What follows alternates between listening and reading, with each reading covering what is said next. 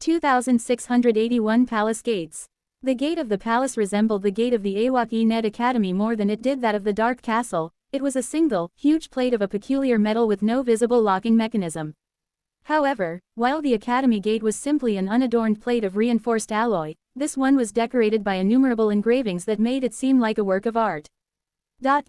A destroyed work of art, that was, considering that the titanic plate of metal had been viciously torn and bent, opening into the cold darkness of the palace island like a monstrous, jagged flower.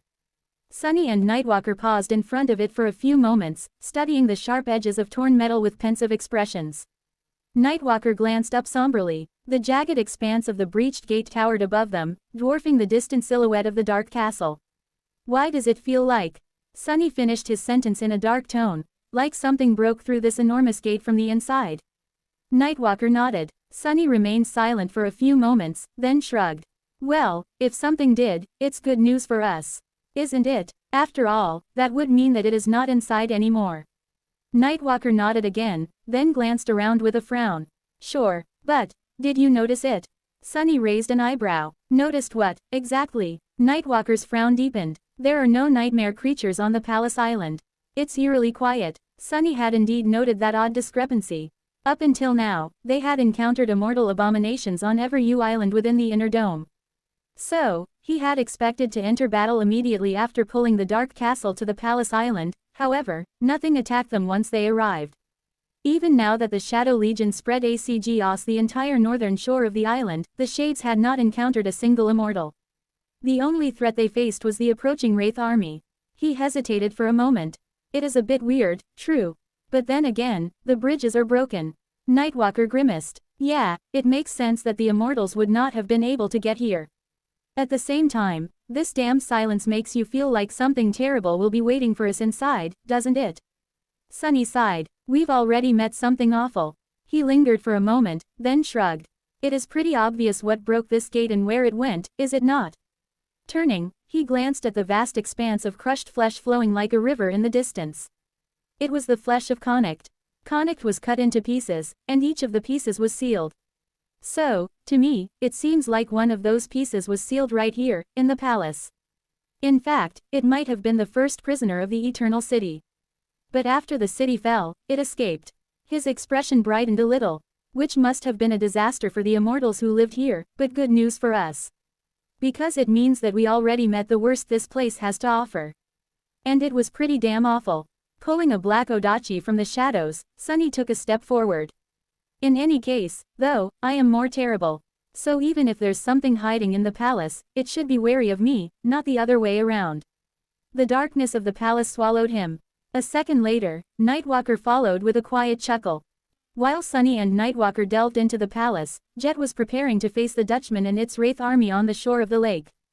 The rows of Shades had assembled into a defensive formation, ready to repel the assault of the spectral warriors. It felt both eerie and reassuring to be among the silent soldiers of the Lord of Shadows.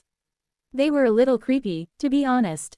There was something deeply unnerving about these creatures, who moved and acted like living beings, but lacked the spark of life. The Shades did not seem to possess the sense of self, and neither did they seem to possess a will of their own. But, at the same time, there was hardly a more reliable army in the world. After all, the Shadow Warriors did not know fear, were indifferent to pain, and never failed to follow orders. So, Jet could hardly imagine better battle companions. It was quite ironic that she felt at home in the company of the Shadows. A dead woman was going into battle with dead soldiers, fighting against an army of ghosts in a city of immortals. There had to be some kind of poetry in that. Can we even withstand those wraiths? Knave's voice sounded somber. Jet smiled. Of course, any other army would have been wiped out in moments, but luckily for us, the main advantage of those bastards, their phantasmal nature, is meaningless when facing the Lord of Shadows. Each of these shadows is a kind of ghost itself, and on top of that, they carry his will. So, the Dutchman could not have chosen a worse adversary.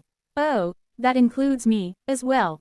Shishi glanced ahead. A little more, and we can welcome them with ranged attacks. Knave inhaled deeply. You seem tense, though. Jet gave him a curious look. If there was one thing she was good at, it was appearing nonchalant. That was because, in most cases, she simply could not be bothered to worry about things. However, she and Nave had spent enough time together for him to learn how to read her expressions. Jet sighed. Indeed, I am a little nervous. Not because of the wraiths, though. Even if there were a myriad of them, the Shadow Legion would withstand their assault for a while. Nephis was HGE, as well, so if things went south, they would have reinforcements. There was something that made her anxious, though. It is the Dutchman and its captain themselves. That is what worries me. She looked at the looming silhouette of the cursed ship darkly. Once the Dutchman joins the battle, that was when the real trouble would begin. Jet was sure of it. She was also anticipating it. 2,682 fellow slayers. The Wraith Armada advanced across the palace lake, followed by a swirling veil of mist. On the opposite shore, the Shades waited for their enemy in cold silence, aloof and indifferent to the eerie horror of the vast expanse of viridian glow converging upon them. Behind the ethereal fleet, covered by mist, rivers of mangled flesh were flowing and swelling like a sea on the eve of a terrible storm. The battle for the heart of the Eternal City was about to begin. Jet glanced back, at the creepy silhouette of the titanic black moth sitting atop the magnificent castle. She could not see it, but felt the presence of countless strings connecting the dead deity to the silent warriors of the Shadow Army. From what she understood, Sunny was somehow using the moth to control his legion, therefore, it was their true commander. Jet found herself playing the role of a simple foot soldier instead of a general. It felt a bit strange, after all these years of being in command, but also liberating. Finally, she could not worry about anything except wielding her blade and slaughtering her enemies. Like in the good old times. How nice. She smiled faintly, casting an icy gaze at the approaching armada. Her blue eyes seemed to glow chillingly in the darkness of the palace island as she beheld its dreadful visage. If it were me, I'd begin peppering them with arrows right about now.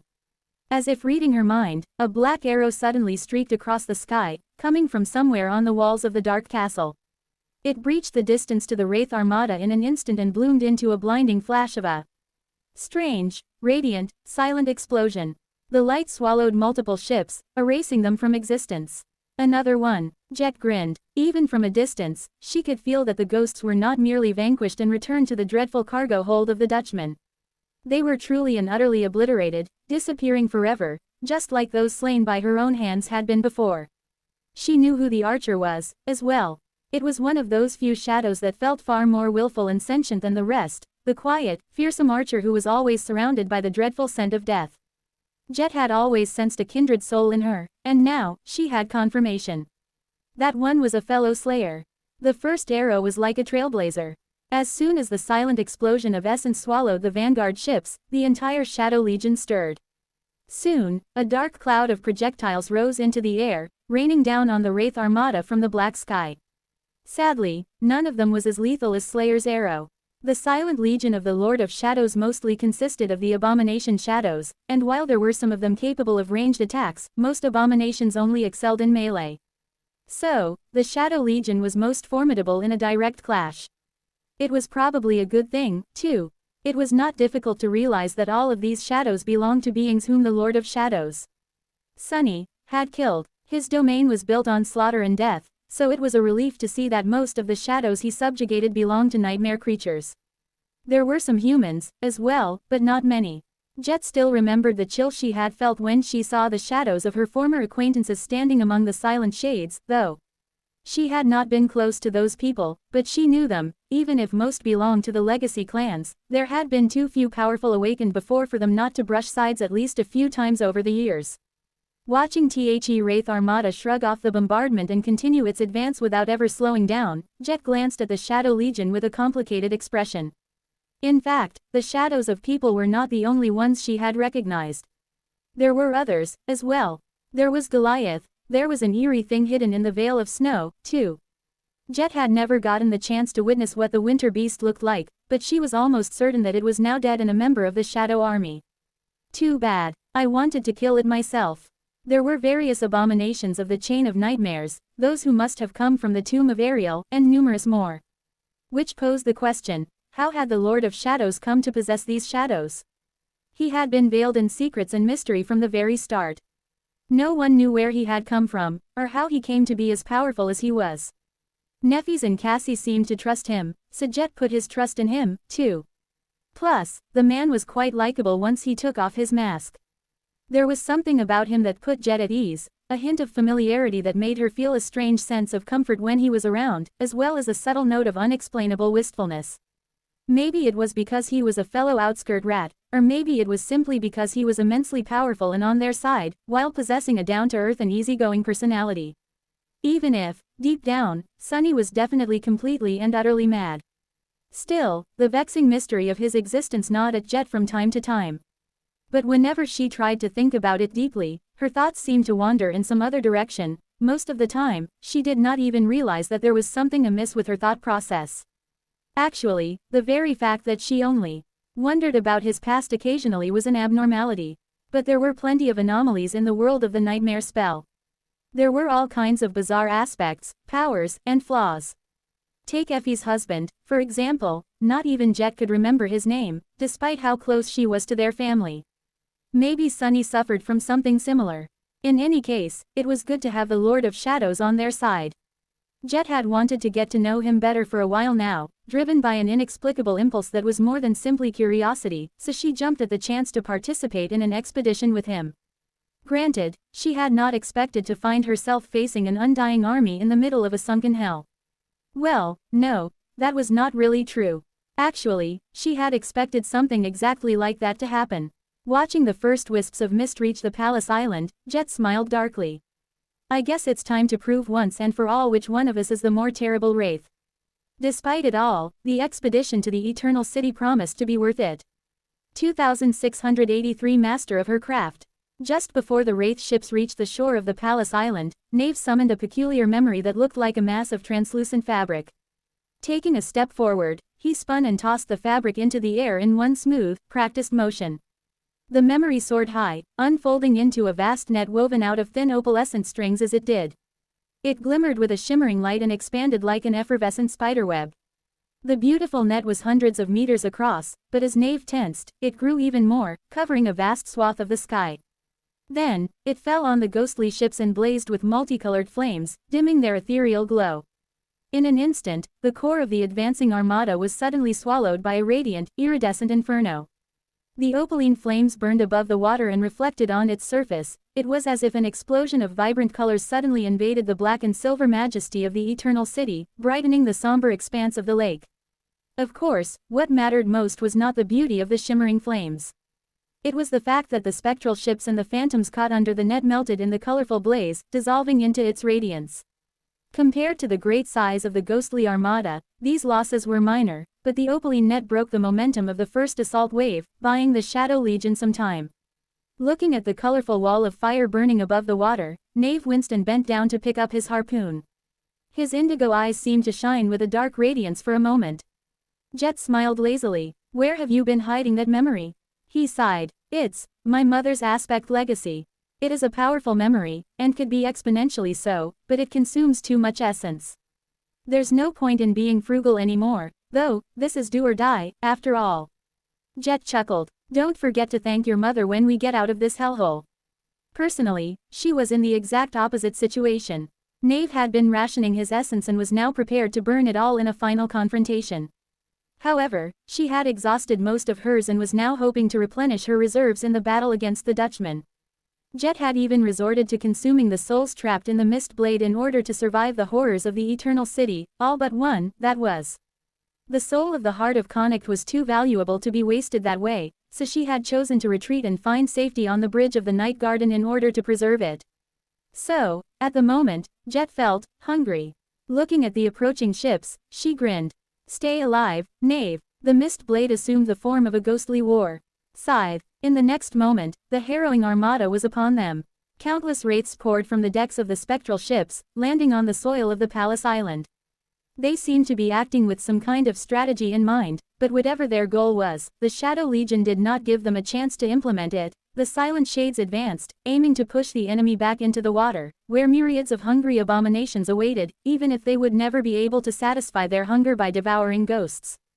As it had happened before, the champions of the Shadow Legion led the assault, causing havoc and devastation among the ethereal wraiths.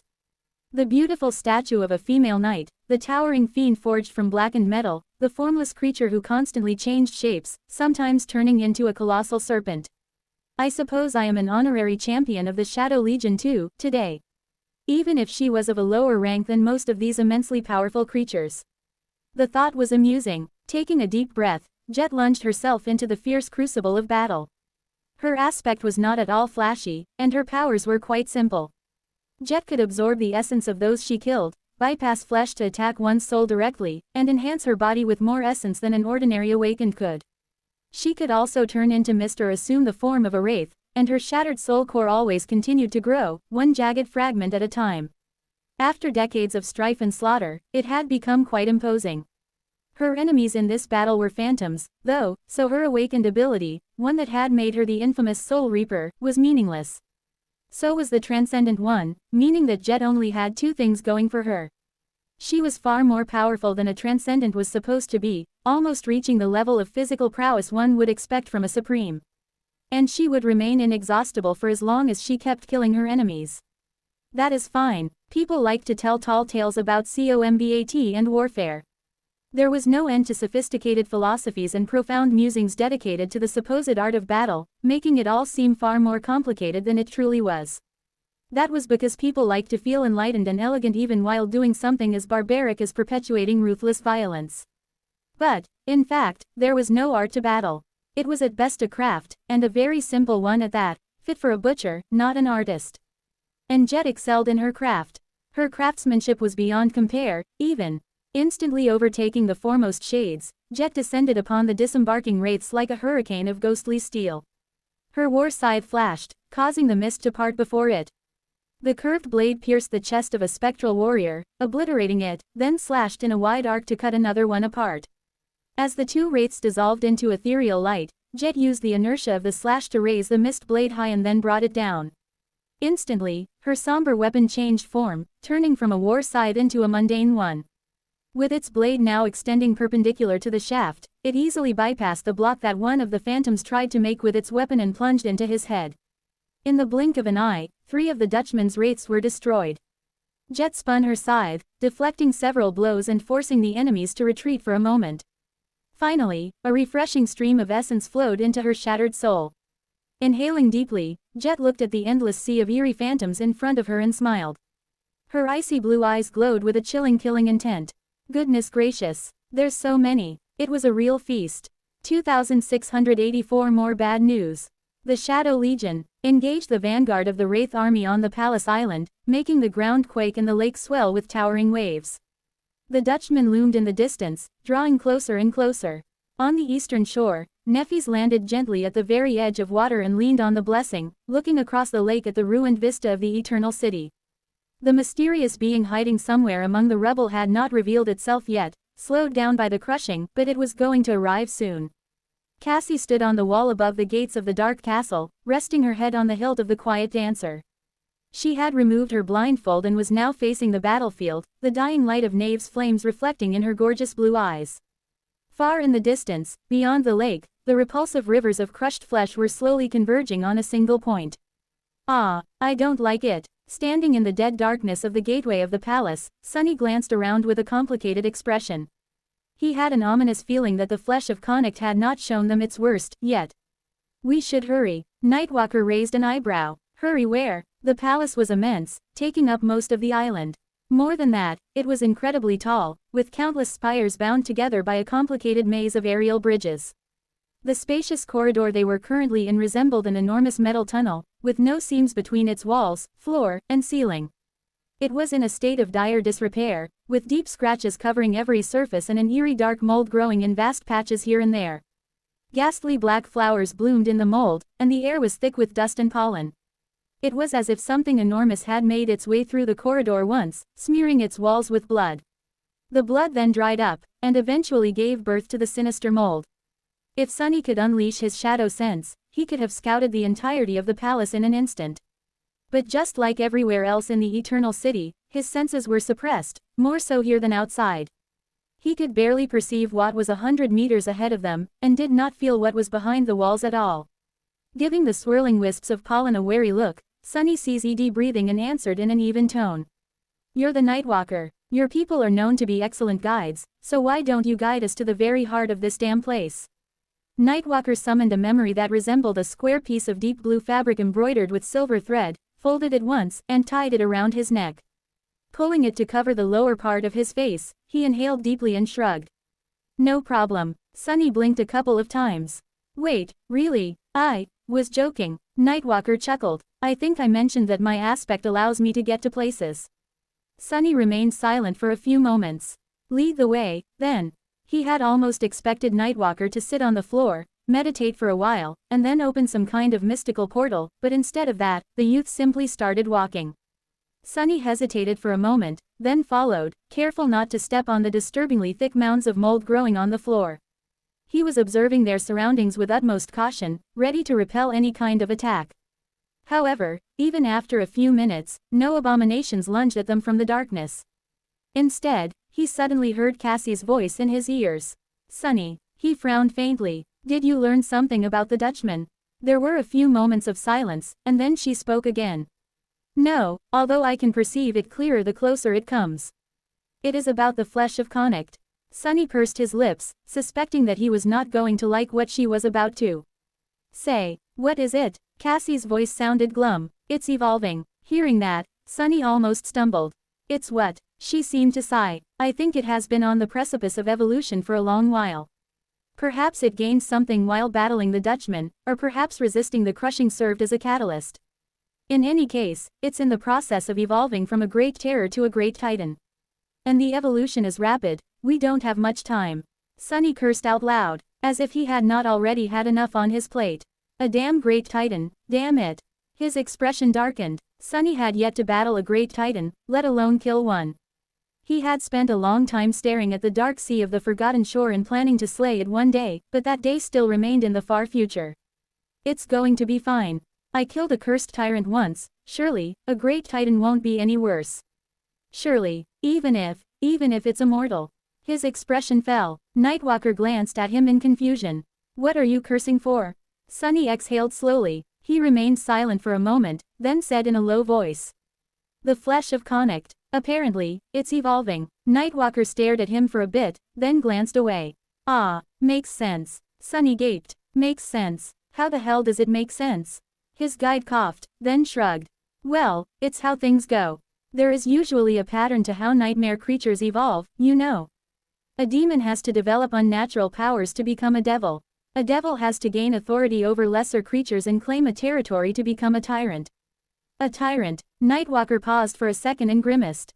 You know how tyrants usually rule over minions, but abominations of higher ranks don't. That's because they don't need to exert their authority outward. Instead, they internalize it and become a complete being, a force in and of itself, self-contained and self-sufficient. Anyway, tyrants usually consume their minions to fuel their ascension to terrors. That's why terrors and titans rarely have servants. Sunny stared at him in puzzlement, wondering how this first-generation fossil had a better understanding of nightmare creatures than people of the third generation. In fact, those who had become awakened after the chain of nightmares were already being called the fourth generation, and they did not know any better either. In hindsight, what Nightwalker had said made a lot of sense, though. It also correlated with Sunny's own observations. Consume their minions, huh? What about terrors, then? How do they usually evolve into titans? Nightwalker grimaced. Terrors usually have only one goal, to spread, to grow. But once they spread and grow enough to reach critical mass, they must do the opposite. They must consolidate themselves and evolve. That is how they become titans, only, naturally, very few ever do. And they need to fuel the final stages of their evolution with an enormous amount of soul essence, so it's usually a massacre of harrowing proportions. Sunny tilted his head a little. Consolidate themselves. Strangely enough, it reminded him of how stars were born. Diffused clouds of gas and dust, of matter, had to reach a threshold of density to initiate gravity collapse. Then, in a terrible conflagration of heat and light, a star was formed by nuclear fusion. As Sunny pondered that, Nightwalker grimaced. The flesh of Connacht spread to the entire population of the Eternal City thousands of years ago. I think it only lacked fuel to evolve, and the Dutchman delivered just that to this damn place. Sunny glanced down, fuming. That damn Dutchman. Taking a few more steps forward, he sighed.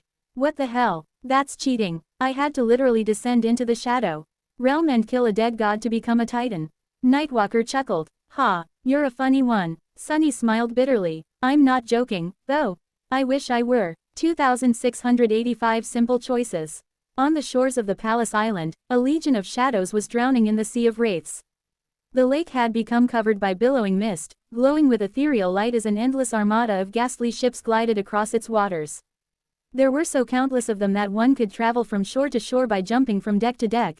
Each ghostly vessel carried scores of imprisoned souls in its hold, and as soon as they reached the Palace Island, those souls were sent forth to join the battle. The island was being swallowed by mist, and the Shadow Legion was being besieged by the dreadful tide of wraiths. Jet had found herself plunging into the familiar heightened state of battle focus. The world had become both simple and profoundly intricate, void of emotions, but full of calculated intent. There was no past or future in that world, only the present moment, only action and reaction, cause and effect, happening so rapidly that they were almost one and the same. Combat was simple. It was really the simplest thing in existence, both in principle and by definition. That was because combat only had two components, choice and execution. Execution was a foregone issue of matching action to its intent, while choices were easy to make by always striving for optimal efficiency. Efficiency of movement, efficiency of emotion, efficiency of thought. The most efficient move was always the most economical, the least wasteful, and therefore it was always the simplest. Made up of these simplest choices, combat was simplicity itself. Perhaps such an approach was not very elegant, but then again, the same people who critiqued Jet for lacking refinement were the first ones to tremble at the sight of her blade. So who cared? She definitely couldn't give less of a damn. The only thing that mattered was slaying the adversary and staying alive, well, alive adjacent, at least. Jet felt very alive at the moment. That was because the mist blade had reaped countless lives, or whatever the wraiths possessed instead of lives, and raging torrents of essence were pouring into her starved soul. With every phantom she destroyed, more jagged fragments were added to her shattered core, as well. Jet was a veteran of countless battlefields, but she had never reaped such a bountiful harvest of powerful souls. It would have been exhilarating if it weren't so daunting, if she had the capacity to feel exhilaration while chillingly making an endless amount of optimal choices. Time flowed slowly, each moment encompassing countless actions. Jet, meanwhile, moved with the speed of lightning, or maybe with the speed of the last electric impulse that traveled through the nerves of the dying before they were embraced by darkness. There were wraiths all around her. Their ghostly bodies were ethereal and insubstantial, but that did not mean that their weapons could not cut her, could not bring her down. So, she had to stay ahead of an endless avalanche of deadly blows, either by staying on her toes and being faster than death, or by killing those who aimed at her faster than they could kill her. The mist blade was like a vicious and mercurial predator, sometimes biting like a stinger, sometimes cutting like a scalpel, sometimes turning into a shimmering sphere of slaying steel around her. Scores of wraiths had already fallen to her blade, and scores more would follow soon, a startling massacre even by her standards, especially considering how powerful these sinister phantoms were. And yet, it was a drop in the ocean. The champions of the Shadow Legion, the Living Statue, the Steel Demon, the Serpentine Shadow, were in similar situations. The Silent Shades were holding ground against the tide of ghosts, but their number was slowly diminishing, while the army of the Dutchmen seemed endless. The murderous archer was still raining down death and destruction from the walls of the dark castle. Knave was still alive, and even doing well. He had found himself fighting side by side with a shade of a tall warrior who was clad in splendid armor and wielding a fearsome spear, displaying might worthy of a supreme. They made for a lethal and peculiarly harmonious duo, thriving in the chaos of battle. But there were simply too many enemies for them to slay. Just how deep is the Dutchman's hold? How countless souls had that fiend swallowed and subjugated over the ages? And where had it come from? Jet did not really believe the story about a lovesick captain and a cursed treasure he had found. The demon of repose was not someone who inspired love, she was someone who inspired terror. She was the very definition of the saying that there were worse things than death. Similarly, the captain of the Dutchman did not seem like someone who had been blinded by affection. He seemed like someone who had been blinded by a callous, malignant hunger for power. Someone who had sacrificed his soul in pursuit of a clear and sinister intent. Jet knew people well, all too well, really, and she especially knew those who lusted for the corruption of power. She had only looked the captain of the Dutchman in the eye once, but it was enough to recognize what kind of being he was. What is that bastard doing, anyway? He should be halfway across the lake by now. Jet leapt back to create some distance between her and the nearest wraiths for a brief moment, then looked into the distance. There, hidden in the mist. Her eyes narrowed. Just then, the looming silhouette of the Dutchman vanished. No, it did not disappear. Instead, it turned into an eerie cutlass and fell into its captain's hand. Jet knew that because the captain of the Dutchman soared into the air in a breathtaking leap, reaching the remaining distance to the Palace Island and plummeting down in a whirlwind of viridian glow. A moment later, he landed in the shallows, rising a plume of foaming water, and cast the indifferent gaze of his distressing, sea-colored eyes at the struggling shadows. Jet pursed her lips. Crap. 2686 Twisted Truth. Crap. Sunny stumbled and leaned on the metal wall of the vast corridor to keep his balance. Sadly, there was mold growing on that wall, and as soon as his hand touched that mold, it started growing through his skin, too. Sunny stared at his hand, which was rapidly becoming something horrifying, then grimaced as he felt blood weave attacking the rapidly spreading mold with ferocious hunger. Not wishing to suffer the agony much longer, he turned his entire arm into a shadow, watched the disgusting black growths fall to the floor, and stomped them. Then, he made his arm tangible again, surreptitiously summoned the mantle, and encased himself in a carapace of black jade. The handy bracelet was still whispering into his ear by the time he did. Your shade has been destroyed. Your shade has been destroyed. Your shade has been. Sunny's expression turned somber for a moment. So, it finally happened. He had finally met a being who could irrevocably obliterate his shades. The immortals of the Eternal City and the spectral warriors of the Wraith army had failed to truly vanquish even one, but as soon as the captain of the Dutchman descended upon the Shadow Legion in person, wielding his ghostly viridian cutlass with practiced skill, a dozen of them were destroyed in an instant. The bastard was strong. In fact, he was terrifying. And that was not even Sunny's greatest problem, at the moment. Nightwalker turned around to look at him questioningly. What happened? Sunny lingered for a few seconds. It's the captain of the Dutchman. He joined the fray. And he's a familiar face. Of course, Sunny had recognized the sinister fiend instantly. He changed a lot FGOM the last time he had seen him, being a wraith and a nightmare creature on top of that, but it was difficult to mistake him for anyone else. The captain of the Dutchman was Sunny. I know what the Dutchman is. Cassie's urgent voice made him sigh.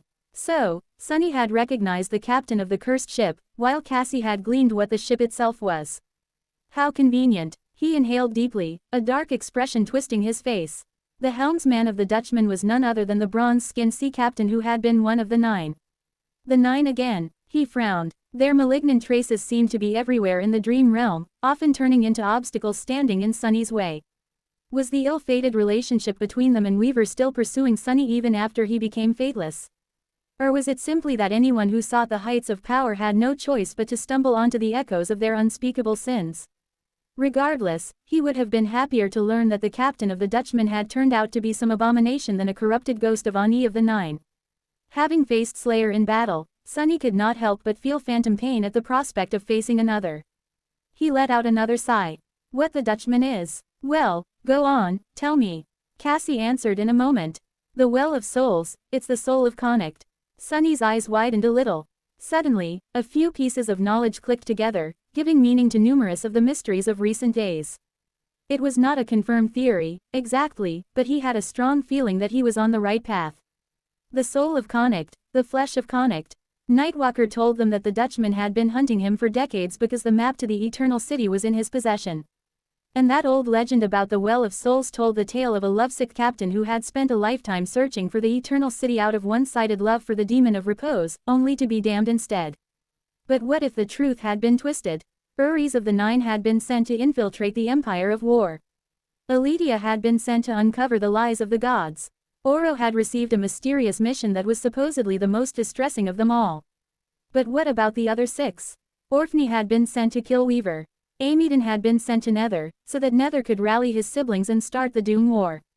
Omer had been sent to convince Mirage to join. Those were 3 of the 9, receiving tasks having to do with 3 of the demons. Wouldn't it be reasonable to assume that the 9 had plans for the rest of the demons, as well? Dread, Desire, and Repose. No, wait, am I forgetting one? Sunny frowned, then shook his head. If the captain was not in love with Repose, but instead needed to get close to her to accomplish his mission, then the quaint legend gained a far more sinister meaning. And as to why he would out the soul of Connacht, sacrifice himself to it, and then subjugate it instead, why, Sunny could come up with any number of explanations. The simplest of them was a desperate need to gain power. After all, the Nine had been meant to help the demons win the Doom War, and for that, they needed to walk far on the path of ascension. And while they were all fated, not all of them were Orphney, who had become someone who managed to kill the demon of fate twice out of sheer grit and determination. Some would have needed to out shortcuts to might and power. Fusing with the soul of a supreme cursed to immortality by Shadow God would have been one such shortcut. It had worked so well, in fact, that the Dutchman and its captain survived the Doom War, while neither the gods nor the demons did. However, they had not survived it unscathed. They had both fallen into the vile depths of corruption. Sunny scowled. How much of that man is even left by now, after thousands of years of being corrupted? It wouldn't be much, which posed the question of why that fiend was still so obsessed with the Eternal City. The answer to that question was quite obvious, though. It was because the flesh of Connacht was here. He had already subjugated the soul of Connacht, but once one tasted power, no amount of it was ever enough. So, perhaps the captain of the Dutchman had grown dissatisfied with being a harrowing wraith.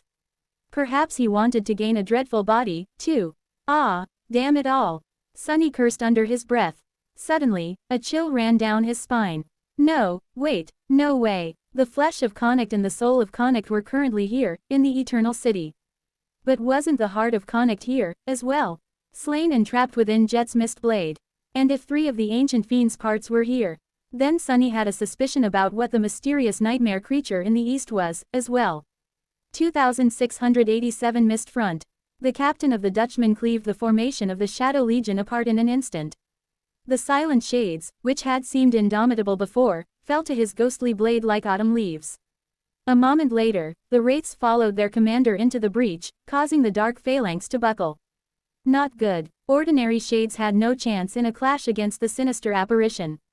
The champions of the Shadow Legion, meanwhile, were either too far away or preventing other sections of the formation from falling. Jet was the closest. Cassie was already whispering into her ear, relaying the new information about the Dutchman and its captain. Much stranger, though, was the fact that she heard the voice of the Lord of Shadows resounding in her other ear at the same time. He said, "You need to buy me time." Jet regarded the captain of the Dutchman for a split second. Gods. Somehow, it felt like he was coming directly for her. Sure, no problem. Her voice was even. Hearing its nonchalant tone, the Lord of Shadows let out a nervous laugh. At least one of us is calm, I guess. In any case, 4 of my incarnations are spread out around the battlefield. They are augmenting my warriors while suppressing the adversary.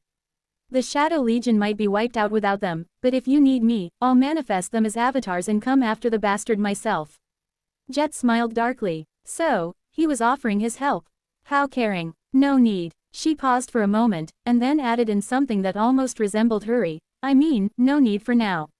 Let's see how things go fist. If you see me getting absolutely destroyed by that thing, do come rescue me post-haste. She could not see Sunny, whose voice seemed to be resounding from the shadows, but suspected that there was a grin on his needlessly handsome face at that moment. Deal. Cassie had finished talking, as well, which meant there was no more time to waste. To hell with it. Jet tuned into mist. Flowing between the silent shades like a torrent, she enveloped the battlefield and surrounded the great wraith from all sides. His cutlass glowed in the fog like an ethereal beacon, drowning the world with its ghostly chill.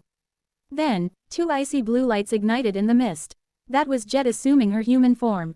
Taking a step forward, she lowered her war scythe and looked the cursed wanderer directly in the eye. She smiled faintly. I am the captain of the Night Garden, Soul Reaper Jet. I was told to hold you off. The captain of the soul of Connacht looked quite like a man up close, well, a ghost of a man, at least. He wore the tattered remnants of a lavish robe and a spectral chainmail underneath. His long hair was swept back and tied into a careless knot, revealing a narrow forehead. His skin would have been bronze if it weren't ethereal and translucent, suffused with a pale glow. No one would have mistaken him for a human, though, because of the monstrous madness burning in the depths of his cold, inhuman eyes. Jet's smile widened a little. But where's the fun in that? I think I'll just kill you instead. With that, she lunged forward. The captain of the Dutchman, the cursed wanderer, was not particularly powerful.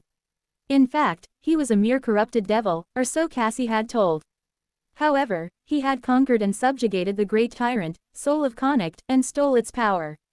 It was a strange situation where a minion of a powerful tyrant had come to rule his master. Stranger things have happened. Jet was a saint who rivaled Supremes in terms of physical prowess, while the Cursed Wanderer was a devil who had taken the power of a great one for his own. They were supposed to be, if not equal, then at least existing in the same realm.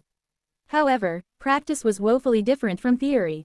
As soon as Jet attacked, she could feel a distressing wrongness to it all. The timing felt off, and the space seemed twisted subtly. Her body was not responding to her commands as flawlessly as it should have, and her aim was slightly off. She was moving slower than she had expected, her attack was weaker. It was as if the world itself was resisting her and aiding the nightmare creature. That felt suffocating. Jet could only compare it to how it had felt to be in the presence of powerful saints as Amir awakened. Their mystical presence had been like a physical pressure, threatening to send her falling to the ground. Similarly, the great wraith before her was exerting pressure. She knew what that pressure was, as well. It was the will, the mysterious, yet palpable force that those of the higher ranks knew how to wield. Sadly, although Jet was as strong as a supreme, she was not a sovereign.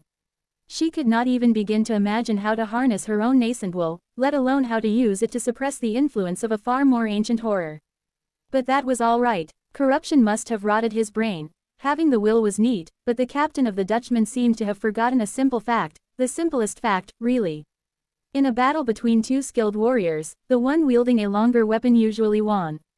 Who asked you to turn the soul of Connacht into a cutlass, idiot? Despite the world itself working against Jet, her war scythe reached the sinister apparition long before his sword could get anywhere near her. Granted, she was slower than she had hoped, and her aim was slightly off. But it still forced the Cursed Wanderer to block her attack with the blade of his ethereal cutlass. Jet had seen how easily that horrid blade cut down the shades, severing their inky black bodies as if meeting no resistance. After all, it was the soul of Connacht, a being far more ancient and powerful than they were.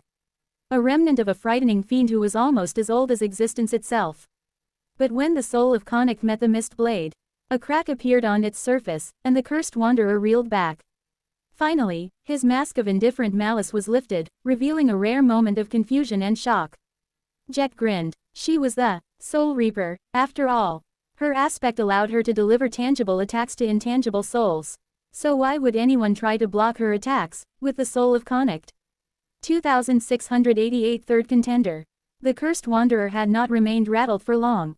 In fact, his shock only lasted a split second, then, he coldly pulled his cutlass away and moved forward, aiming to slip past the mist blade. He was so swift that time seemed to slow down to a crawl, with wisps of mist suspended in the air and unmoving. Of course, Jet was just as quick. Almost. She retreated at the same pace as he advanced, coldly calculating the odds. The shaft of her war scythe was long, so if she could just keep him at an optimal distance, the advantage would be hers. Conversely, if the sinister apparition got too close, she would die. So, there was no way that she would allow him to move past the blade of her scythe. It is a bit funny, really. Here she was, fighting an eldritch horror in the heart of an eternal hell. And yet, the same principles that she had learned during her clumsy training spars at the academy could still decide the outcome of this fight. A thorough mastery of the basics had never let her down. The mist blade moved with swift and lethal precision, aiming to behead the great wraith. Usually, an adversary would have been able to easily deflect or block such an unsophisticated attack, but the Cursed Wanderer was wary of letting the soul of Connacht touch the ghostly scythe, so, he had to dodge instead. And to do that, he had to give up on his attempt to get closer. Jet smiled. Why are you running away, though? This time, it was the sinister apparition who retreated a step, and it was she who advanced. For a few seconds, the two of them turned into a whirlwind of mist and cold steel, both aiming to cut the other down. The ground of the palace island cracked under the strain of their clash, and the surrounding shades had to retreat lest they be destroyed. The advance of the Wraith army stalled and then halted. The broken formation of the Shadow Legion received a chance to repair itself. But before it could, the whole island suddenly shook, and a blinding flash of white light illuminated the sky behind the palace. Jet briefly glanced east. Nephis. It seemed that the third contender had finally arrived. Shortly before, Nephis stood on the eastern shore of the island, leaning on the blessing. The turbulent expanse of the palace lake stretched before her, and on its other side, the ruins of the Eternal City were locked in a constant cycle of destruction and restoration. The rubble was obscured by billowing clouds of black dust, and something was moving there, under its veil. Getting closer. What could it be? Nefis did not know, but she felt something that she had not experienced in a long while. It was a hint of fear. The cold, insidious tendrils of fear crawled from under the wary apprehension that was familiar to her, making her heart ache. How strange. Was there still something in the world capable of frightening her?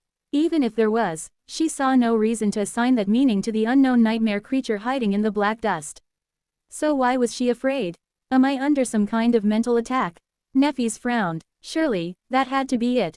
She wouldn't experience fear otherwise. Let's see what that abomination is. Then, she raised the blessing, intending to channel her flames and burn the dust away. But just before she could, a vague silhouette finally appeared from the dust. It was the thing Nefis feared. A man wearing a tattered spacesuit walked across the ruins while holding his hands behind his back. His face was obscured by the visor of the round helmet, but she could glean desiccated flesh through its cracks. The man halted for a moment at the edge of the water, then stepped on it lightly and walked leisurely across the surface of the lake. Neff's eyes narrowed. She remained motionless for a bit, too, then quietly rose into the air. Flying to the middle of the lake, Nefis hovered just above the water, holding the blessing pointed down. The strange man continued to walk until he was only a few dozen meters away from her, then stooped, looking at her from beneath the cracked visor of his helmet. There was silence between them for a while. And then, a low, croaking laugh resounded from the tattered helmet. "Little Nefis, my lovely girl. You're all grown up." Nefis did not answer. Then man studied her for a bit, then raised a hand tentatively, as if wanting to touch her. His hand fell powerlessly back a moment later, though. "Won't you say hello to your Uncle Aster?" His voice almost sounded hurt. Nef stared at him silently. Then, a faint smile twisted her lips. "Is this what you think I fear?" The man shrugged slowly. "Love, hatred, fear, courage, aren't they all human emotions? But we are not humans, you and I. We have never been human, and we certainly never will." Nefis chuckled joyously. "Ah, I see. I guess that is what I fear, as well." With that, she took a deep breath and stared at the man chillingly, white flames igniting in her eyes. "It was a good attempt, but you are not Asterian." She tilted her head a little, and then added in an aloof tone. "Although now that his name has been invoked, I guess he will be watching." Raising the blessing once again, she pointed it at the man in a tattered spacesuit and said evenly. "Let him see, then. So, what are you, really? The mind of Connacht, the thoughts of Connacht, the folly of Connacht, possibly." The man laughed. "Ah, a Nephilim, of all the creatures in the world, why did I have to meet one of your vile kind?" Taking a step forward, he suddenly seemed to lose form, becoming vast and unfathomable. "What am I? Oh, the madness of Connacht. That's what they called me." Nefis nodded somberly. "I see. Well, then." The blade of the blessing shone with a blinding radiance, and the water of the lake boiled under the immolating heat. "Get the hell out of my head." In the next moment, the world exploded into a distressing, pure, merciless white inferno. 2689 Eternal Engine. The palace was an eerie and inhospitable place. The smooth metal corridors stretched endlessly, filled with nothing but destruction, eerie black growths of mold and spores. Nightwalker seemed quite confident as he navigated their complicated maze, but it almost felt like he was choosing directions at random. Sometimes, they would go up, and sometimes, they would go down. Some corridors were angled at a steep incline, some opened into bottomless wells. Some were filled with unrecognizable debris, some were empty. In any case, the longer they spent inside the palace, the less Sunny was convinced that it was a place where a demon had lived. The unidentifiable debris could have been furniture, true, but it looked more like broken pieces of esoteric machinery. There were no spaces fit for mundane activities. The layout was inexplicable. It felt like they were traveling the metal bowels of a giant, dead beast. Sunny had been to several strongholds that belonged to the demons. They were all subtly strange, as if built for someone who was similar in shape to a human, but not quite the same, except for the Tower of Hope, whose master had lived among humans and favored them. The Ebony Tower, the Jade Palace, the Mirror Castle, and the Night Garden all shared that trait, though. The Palace of the Eternal City was entirely different. It seemed more like a complicated mechanism than a home. Perhaps it was. After all, the Eternal City was basically a colossal space station. It had been created to exist in the vacuum of space, so it would make sense that there was a sorcerous engine at its heart. Sunny could just imagine how the palace had looked when the Eternal City drifted among the stars. It would have shone brightly with silver light, powerful torrents of stellar flame and soul essence rushing through these corridors. The palace was dark and lifeless now, though. Still, that did not mean that its sorcery was gone. What is happening out there? Nightwalker's voice sounded a little glum. Sunny hesitated for a moment, then allowed himself to take a breath and use the air he inhaled to answer. The wraiths are pushing my shadows back. Jet is fighting the Dutchman and its captor. Oh, the Dutchman is the soul of Connacht, as it turns out. Nefes is fighting the madness of Connacht. Nightwalker stared at him silently, which prompted Sunny to add. Knave is still in one piece. His guide turned away and grunted quietly. Well, everything seems to be under control. Sunny sighed and shook his head. Does it? I guess it is, for now. Sadly, one guest is yet to arrive. The Shadow Legion was holding back the wraiths, Jet was holding back the soul of Connacht, and Nefes was holding back his madness. All three battles were precarious, hanging in a delicate balance, but that was fine. What was not fine, however, was that the flesh of Connacht continued its evolution as they spoke. And once it became a titan, the fragile balance would be instantly shattered. Not to mention if the pieces of Connacht somehow merge. That'd probably be an unmitigated disaster. Body, soul, mind, and spirit.